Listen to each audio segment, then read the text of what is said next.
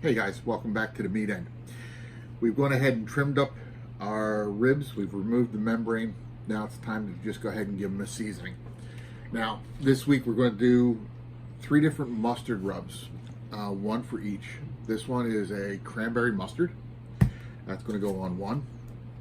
We have a hickory honey mustard. That's going to go on another. And our standard regular yellow mustard is going to go on our third. I coat both sides with a mustard as kind of a base to help the seasoning stick to the ribs. One of my favorite flavors is a mixture that I played around with the McCormick's seasonings. It is 1 pork rub and 2 applewood rubs, and I mix those together and we resettle them, and I keep them going, and that's a great mix that we're going to put on all 3.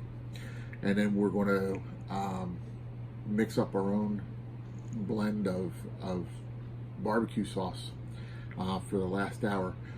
A lot of folks do ribs different ways.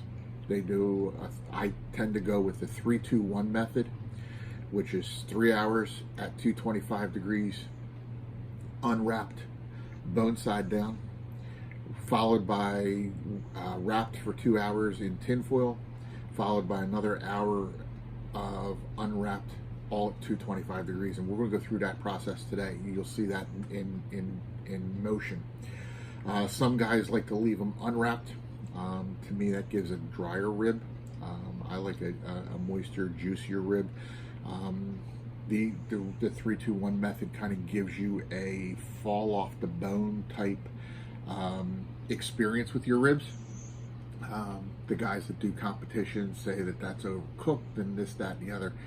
And like you have heard me say time and time again through watching these videos, that barbecue is all about what you like. I like being able to bite into a rib and have it pull away clean, and have it fall off the bone, and it makes for easier cleanup. If you have any leftovers, you do pork sandwiches with the leftover rib meat after it's been deboned. Makes for an awesome sandwich and has everybody at the lunch table at work salivating over what you've brought. So with that being said, again, it's all about what you like. We're going to experiment today with a couple different flavors of mustard and try and find out, see if our likes have changed or if we like something else a little bit better. So we'll go ahead and start off. And it doesn't matter how I start off, because everybody's going to get their own, or everyone's going to get their own flavor. Give that a little shake. Put a nice coating on one side and just smear it in. And there is no trick to this. You just want to make sure you get the whole thing covered. And this is what I call the slathering process.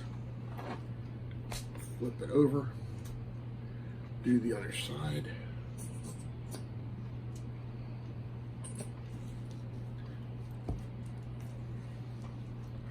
Make sure you get your ends real good.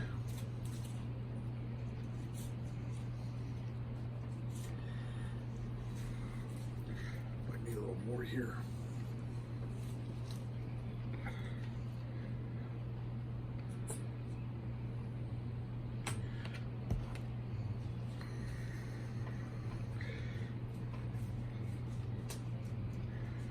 And you just slather it up real good, and that'll give you a great base. Again, really no big trick to this. Just put it on. The vinegar and the mustard is going to help start breaking down some of the fibers in the pork as soon as you put it on, and start making your ribs nice and tender before you even get them on the smoker or on your grill or in your oven. Again, if you don't have a smoker, this trick still works in the grill. If you don't have a smoker or a grill, this trick still works in the oven. Cooking is kind of a real basic premise. constant heat followed by the same procedures will get you the same results. You may not get some of the flavor from charcoal or from smoke, but you may not that you get from smoking. You'll lose some of that with gas if you're doing it in a gas grill. You'll get some of the smoke from the meat drippings hitting the hot coals or the hot flavor bars, whichever type of grill that you have. So you lose a little bit going down to each step, but to be honest, it's again all about what you like.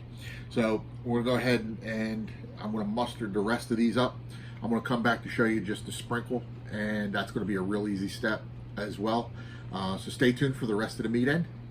Come back for part 3 and the sprinkle, and we're gonna finish the slather.